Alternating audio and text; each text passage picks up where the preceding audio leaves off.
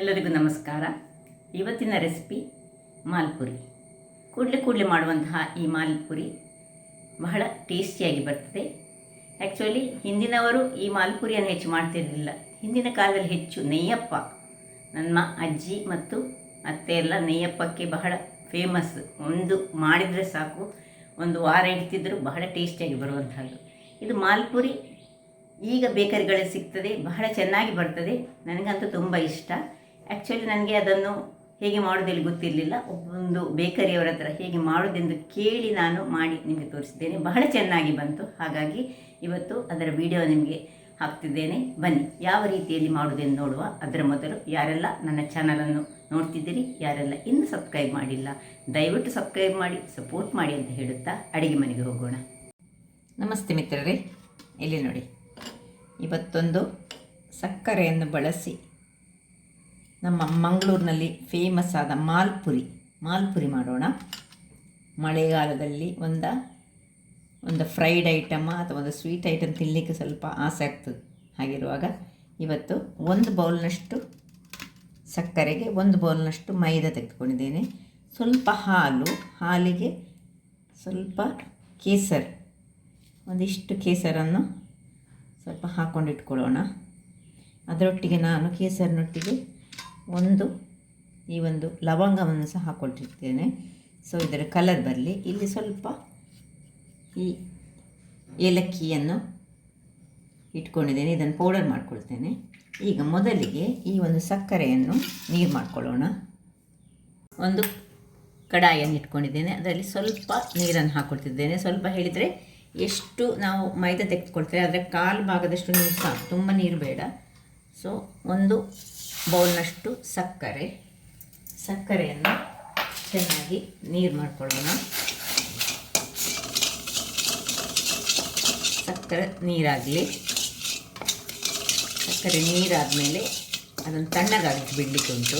ಹೀಗೆ ಒಳ್ಳೆ ನೀರಾಗಿ, ಪಾಕ ಬೇಡ ನಮಗೆ. ವೀಕ್ಷಕರೇ ನೋಡಿ, ಇದು ಚೆನ್ನಾಗಿ ನೀರಾಯಿತು.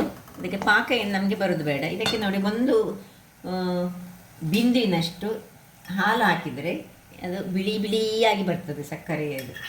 ಸೊ ಹೆಚ್ಚು ಬೇಡ, ನೋಡಿ ಚೂರು ಹಾಲು ಹಾಕಿದ ಕೂಡಲೇ ಬಿಳಿ ಆಯಿತು, ಸಾಕು. ಇಷ್ಟನ್ನೀಗ ಆಫ್ ಮಾಡಿಕೊಂಡು ಇದನ್ನು ಏನು ಪಾಕ ಬರಲಿಕ್ಕಿಲ್ಲ, ಜಸ್ಟ್ ನೀರಾದರೆ ಆಯಿತು.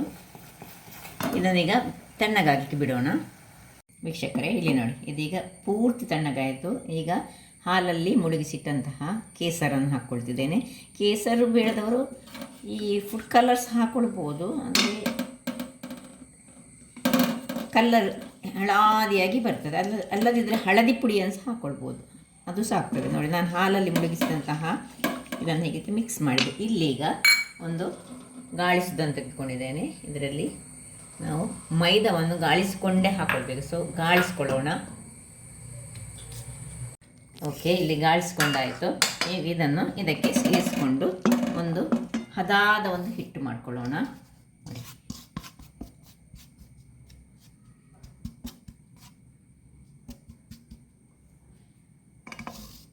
ಸೊ 1 ಕಪ್ಪಿಗೆ 1 ಕಪ್ಪಿನಷ್ಟು, 1 ಕಪ್ ಸಕ್ಕರೆಗೆ 1 ಕಪ್ಪಿನಷ್ಟು ಮೈದಾ ಬೇಕಿದೆ. ಈಗ ಇದನ್ನು ಚೆನ್ನಾಗಿ ತಿರುಗಿಸ್ಕೊಳ್ಳೋಣ. ಒಳ್ಳೆ ಗಂಟಿಲ್ಲದ ಹಾಗೆ ನಾವು ಇದನ್ನು ಚೆನ್ನಾಗಿ, ದಪ್ಪ ಬೇಡ, ಗಟ್ಟಿ ಬೇಡ, ತೆಳುವಲ್ಲೇ ಬೇಕು. ಸೊ ಬೇಕಿದ್ದ ಸ್ವಲ್ಪ ನೀರನ್ನು, ಬಿಸಿ ತಣ್ಣಗಾದ ನೀರನ್ನು ಹಾಕ್ಕೊಳ್ಬೋದು ಇದಕ್ಕೆ. ಸೊ ಇದನ್ನೀಗ ನಾನು ಕನ್ಸಿಸ್ಟೆನ್ಸಿಗೆ ನಿಮಗೆ ತೋರಿಸ್ಕೊಡ್ತೇನೆ. ವೀಕ್ಷಕರೇ ನೋಡಿ, ಸ್ವಲ್ಪ ದಪ್ಪ ಆಯಿತು. ಸೊ ನಾನು ಚೂರು ನೀರು ಹಾಕ್ಕೊಳ್ತೇನೆ, ಮತ್ತು ಇದನ್ನು ಚೆನ್ನಾಗಿ ಕಲಡಿಸ್ಕೊಳ್ಬೇಕು. ಈ ರೀತಿ ಒಂದೇ ಡೈರೆಕ್ಷನಲ್ಲಿ ನೋಡಿ, ಹೀಗೆ ಕರಡಿಸಿ ಸಾಕು. ಇದನ್ನೀಗ ಒಂದು 15 ನಿಮಿಷಗಳ ಕಾಲ ರೆಸ್ಟಿಗೆ ಬಿಡೋಣ. ಸೊ ಮುಚ್ಚಿಟ್ಟುಕೊಂಡು 15 ನಿಮಿಷ ಇಟ್ಕೊಳ್ಳೋಣ. ವೀಕ್ಷಕರೇ 15 ನಿಮಿಷ ಆಯಿತು, ಸಾಕು, 15 ನಿಮಿಷವೇ ಸಾಕು. ಈಗ ಇಲ್ಲಿ ಇದಕ್ಕೆ ಸ್ವಲ್ಪ ಏಲಕ್ಕಿಯನ್ನು ಗುದ್ದಿಕೊಂಡು ಹಾಕ್ಕೊಳ್ತಿದ್ದೇನೆ.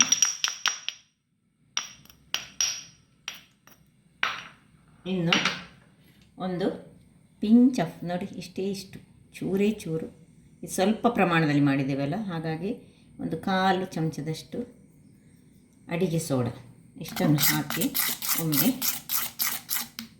ಏಲಕ್ಕಿಯನ್ನು ಸರಿ ಪೌಡರ್ ಸಹ ಮಾಡ್ಕೊಳ್ಬೋದು. ಇದರಲ್ಲಿ ಸ್ವಲ್ಪ ನಡುವಲ್ಲಿ ಸಿಕ್ಕಿದರೆ ತುಂಬ ಚೆನ್ನಾಗಿ ಬರ್ತದೆ. ಹೀಗೆ ಬರಬೇಕು. ಸ್ವಲ್ಪ ದಪ್ಪ ಆದಾಗೆ ಕಾಣ್ತದೆ. ಚೂರು ನೀರು ಹಾಕ್ಕೊಳ್ತೇನೆ. ಸ್ವಲ್ಪ ಸಾಕು, ಒಂದು ಬಿಂದಿನಷ್ಟು ನೀರು ಸಾಕು. ಸೊ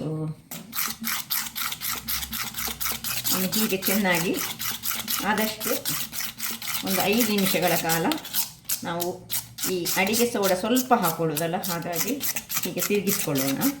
ಅಷ್ಟೊತ್ತಿಗೆ ಇಲ್ಲಿ ಒಂದು ಈ ಟೈಪಿನ ಸ್ವಲ್ಪ ತುಂಬ ಗುಂಡಿ ಅಂಥದ್ದು ಬೇಡ, ನಾವು ಒಂದು ಬಾಣಲೆಯನ್ನು ಕಾವಲಿಯನ್ನು ಇಟ್ಕೊಂಡು ಇದರಲ್ಲಿ ಎಣ್ಣೆಯನ್ನು ಹಾಕ್ಕೊಳ್ಳೋಣ. ಅಥವಾ ತುಪ್ಪ ಹಾಕಿದ್ರಂತೂ ಬಹಳ ಒಳ್ಳೆಯದು. ಸೊ ಸ್ವಲ್ಪ ಎಣ್ಣೆ ಹಾಕ್ಕೊಳ್ತಿದ್ದೇನೆ ನಾನೀಗ ಅದರಲ್ಲಿ, ಅಂದರೆ ಕಾಯಿಸ್ಲಿಕ್ಕೆ ಉಂಟಲ್ಲ ಹಾಗಾಗಿ. ತುಪ್ಪದಲ್ಲಿ ಮಾಡಿದ್ರಂತೂ ಬಹಳ ಚೆನ್ನಾಗಿ ಬರ್ತದೆ. ಸೊ ನಾನು ಲಿಮಿಟೆಡ್ ಎಣ್ಣೆಯನ್ನು ಹಾಕ್ಕೊಂಡಿದ್ದೇನೆ.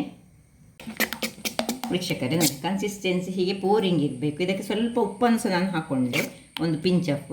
ಅದು ವಿಡಿಯೋ ತೋರಿಸ್ಲಿಕ್ಕೆ ಆಗಲಿಲ್ಲ. ಇಲ್ಲೀಗ ಎಣ್ಣೆ ಬಿಸಿಯಾಗಿದೆ. ಈಗ ಉರಿಯನ್ನು ಸಣ್ಣದಾಗಿ ಮಾಡಿಟ್ಕೊಂಡು ಒಂದು ಸೌಟು ತೆಗೆದುಕೊಂಡು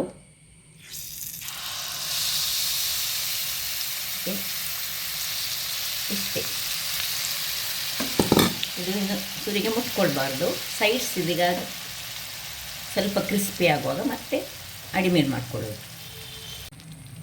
ಈಗ ನಡುವಿಗೆ ಸ್ವಲ್ಪ ಎಣ್ಣೆಯನ್ನು ನೋಡಿ ಹೀಗೆ ಹಾಕ್ಕೊಂಡ್ರೆ ಅದರಷ್ಟಕ್ಕೆ ಉಬ್ಬಿ ಬರ್ತದೆ. ನಾವು ತುಂಬ ಎಣ್ಣೆ ಹಾಕಿ ಮಾಡುವಾಗ ಹೀಗೆ ಎಣ್ಣೆ ಹಾಕಬೇಕು ಅಂತ ಇಲ್ಲ. ಈಗ ಸ್ವಲ್ಪ ನಡುವಿಗೆ ಈ ಎಣ್ಣೆಯನ್ನು ಇದರ ಮೇಲೆ ಚಿಮುಕಿಸ್ಕೊಳ್ಬೇಕು, ಹೀಗೆ ಈ ರೀತಿಯಲ್ಲಿ. ಆಗ ನಡು ಉಬ್ಬಿ ಬರ್ತದೆ. ವೀಕ್ಷಕರೇ ನೋಡಿ, ಆಯಿತು. ಈಗ ಇದನ್ನು ತೆಗೆದುಕೊಳ್ತಿದ್ದೇನೆ. ಸೊ ಇದರಲ್ಲಿ ತುಂಬ ಎಣ್ಣೆ ಸ್ವಲ್ಪ ಹಿಡಿತದೆ, ಸ್ವಲ್ಪ ಸುರಿಗೆ ಸ್ವಲ್ಪ ಸ್ಮೂತ್ ಇರ್ತದೆ ನೋಡಿ, ಈ ರೀತಿಯಲ್ಲಿ ಬರ್ತದೆ. ಇದರ ಎಣ್ಣೆಯನ್ನು ಈ ರೀತಿ ಒತ್ತಿ ತೆಗೆದುಕೊಳ್ಬೇಕು. ಹೀಗೆ ಬರಬೇಕು ನಡುವಲ್ಲಿ ಇದಾಗಿ. ಇದು ಸ್ವಲ್ಪ ಹೊತ್ತಾಗುವಾಗ ಇದು ಗಟ್ಟಿ ಆಗ್ತದೆ, ಸೈಡ್ಸ್ ಎಲ್ಲ ಗಟ್ಟಿಯಾಗಿ ಚೆನ್ನಾಗಿ ಬರ್ತದೆ. ಸೊ ಇದನ್ನೀಗ ತೆಗೆದುಕೊಳ್ತಿದ್ದೇನೆ. ಸೊ ಎಣ್ಣೆ ಆದಷ್ಟು ತೆಗೀರಿ. ಇನ್ನು ಇಲ್ಲಿ ಹಾಕ್ಕೊಳ್ತಿದ್ದೇನೆ ನೋಡಿ, ಚೆನ್ನಾಗಿ ಬಂತು. ಈಗ ಇನ್ನೊಂದನ್ನು ಅದೇ ರೀತಿಯಲ್ಲಿ ತೆಳುವಾಗಿರಬೇಕು ಹಿಟ್ಟು ಹಾಕ್ಕೊಂಡು ಇದೇ ರೀತಿ ಎಲ್ಲವನ್ನು ಮಾಡಿಕೊಡ್ತೀನಿ. ಈಗ ಮತ್ತು ಹಾಕಿದ ಕೂಡಲೇ ಈ ಎಣ್ಣೆಯನ್ನು ಇದರ ಮೇಲೆ ಸ್ವಲ್ಪ ಹಾಕ್ಕೊಳ್ಬೇಕು. ಯಾಕಂದರೆ ನಾವು ತುಂಬ ದೊಡ್ಡ ಬಣಾಲೆಯಲ್ಲಿ ಇಡುವುದಿಲ್ಲಲ್ಲ, ಅದರಿಂದಾಗಿ ಸೈಡ್ ಮತ್ತು ತನ್ನಷ್ಟಕ್ಕೆ ಕ್ರಿಸ್ಪಿಯಾಗಿ ಬರ್ತದೆ. ಸ್ವಲ್ಪ ಹೊತ್ತಾದ ಕೂಡಲೇ ಮಾಡಿ ತೆಗೆಯುವಾಗ ಅಷ್ಟು ಕ್ರಿಸ್ಪಿ ಇರುವುದಿಲ್ಲ, ಮತ್ತೆ ಮಾತ್ರ ಕ್ರಿಸ್ಪಿ ಆಗ್ತದೆ ನೋಡಿ. ಚೆನ್ನಾಗಿ ಬಂತು ನೋಡಿ. ಸ್ವಲ್ಪ ಹೊತ್ತು ಕಾಯೋಣ. ಈಗ ಹದಾ ಉರಿ ಇಡೋಣ. ನಡುವಲ್ಲಿ ಸ್ವಲ್ಪ ಎಣ್ಣೆ ಹಾಕ್ತಾ ಇರಬೇಕು. ಆಗ ಯಾಕಂದರೆ ನಡು ದಪ್ಪ ಇರ್ತದಲ್ಲ, ಸೈಡ್ಸ್ ತೆಳು. ನಿಧಾನಕ್ಕಿದನ್ನು ಈಗ ತಿರುವಿ ಹಾಕೊಳ್ಳೋಣ ನೋಡಿ, ಈ ರೀತಿಯಲ್ಲಿ ಹೀಗೆ ಬರಬೇಕು. ಉರಿ ಮಾತ್ರ ಹದಾದಲ್ಲಿ. ವೀಕ್ಷಕರೇ ನೋಡಿ, ಇನ್ನೊಂದು ರೆಡಿ ಆಯಿತು. ಇದು ತೆಗೆಯುವಾಗ ಅಷ್ಟು ಕ್ರಿಸ್ಪಿ ಬರೋದಿಲ್ಲ. ಸ್ವಲ್ಪ ತಣ್ಣಗಾದ ಕೂಡಲೇ ಸೈಡ್ಸ್ ಎಲ್ಲ ಒಳ್ಳೆ ಕ್ರಿಸ್ಪಿಯಾಗಿ ಬರ್ತದೆ. ಎಣ್ಣೆ ಮಾತ್ರ ಸ್ವಲ್ಪ ಹೆಚ್ಚು ಹಿಡಿತದೆ, ಅದಕ್ಕೆ ನೋಡಿ ಹೀಗೆ ಒತ್ತಿ ತೆಗಿಬೇಕು. ಹಾಕ್ಕೊಳ್ಳೋಣ. ಸೊ ಇಲ್ಲಿ ಈಗ ಪುನಃ ಇನ್ನೊಂದು ಕೊನೆಯದಾಗಿ ಹಾಕ್ಕೊಳ್ತಿದ್ದೇನೆ ನೋಡಿ.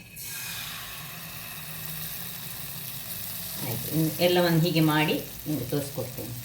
ಹೀಗೆ ಚೆನ್ನಾಗಿ ಒತ್ತಿ ಎಣ್ಣೆಯನ್ನು ಒತ್ತಿಕೊಂಡು ತೆಗೆದುಕೊಳ್ಬೋದು. ಬೇಕಿದ್ರೆ ಒಂದು ಸ್ಪೂನನ್ನು ಯೂಸ್ ಮಾಡಿ ಸಹ ನಾವು ತೆಗೆದುಕೊಳ್ಬೋದು ನೋಡಿ. ಹೀಗೆ ಎಷ್ಟು ತೆಗಿತೇವೆ ಅಷ್ಟು ಬರ್ತದೆ. ಮತ್ತೆ ಇದು ಗಟ್ಟಿ ಆಗ್ತದೆ ನೋಡಿ, ಸೈಡ್ಸ್ ಮತ್ತೆ ಗಟ್ಟಿ ಆಗ್ತದೆ. ಈ ರೀತಿ ನೋಡಿ ಎಷ್ಟು ಆಯಿತು ನೋಡಿ, ಒಂದು 7-8 ಆಗ್ತದೆ ಈ ನಾನು ತೆಗೆದುಕೊಂಡ ಹದದಲ್ಲಿ. ಸೊ ಕೊನೆಯದಾಗಿ ಹಾಕ್ಕೊಳ್ತಿದ್ದೇನೆ. ವೀಕ್ಷಕರೇ, ಕೊನೆಯದೊಂದು ಸಣ್ಣದಾಗಿ ಬಂತು. ಟೈಮ್ ಹೋದಷ್ಟು ಅದು ಒಳ್ಳೆ ಕ್ರಿಸ್ಪಿ, ಸೈಡ್ಸ್ ಕ್ರಿಸ್ಪಿಯಾಗಿ ನಡುವಲ್ಲಿ ಮೆದುವಾಗಿ ಬರ್ತದೆ ನೋಡಿ. ಹೇಗೆ ಉಂಟು ನೋಡಿ, ಮೆದು ನೋಡಿ, ನಡುವಲ್ಲಿ ಸ್ಮೂತ್ ಉಂಟು.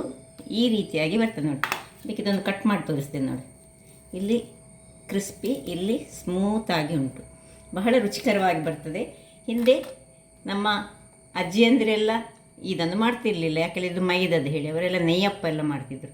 ಇದೀಗ ಹೊಸ ಟ್ರೆಂಡ್ ಅಂತ ಕಾಣ್ತದೆ. ಹಾಗಾದರೆ ಯಾರೆಲ್ಲ ನನ್ನ ಚಾನಲನ್ನು ನೋಡ್ತಿದ್ರಿ, ಯಾರೆಲ್ಲ ಇನ್ನೂ ಸಬ್ಸ್ಕ್ರೈಬ್ ಆಗಿಲ್ಲ, ದಯವಿಟ್ಟು ಸಬ್ಸ್ಕ್ರೈಬ್ ಮಾಡಿ ಸಪೋರ್ಟ್ ಮಾಡಿ ಅಂತ ಹೇಳುತ್ತಾ ನನ್ನ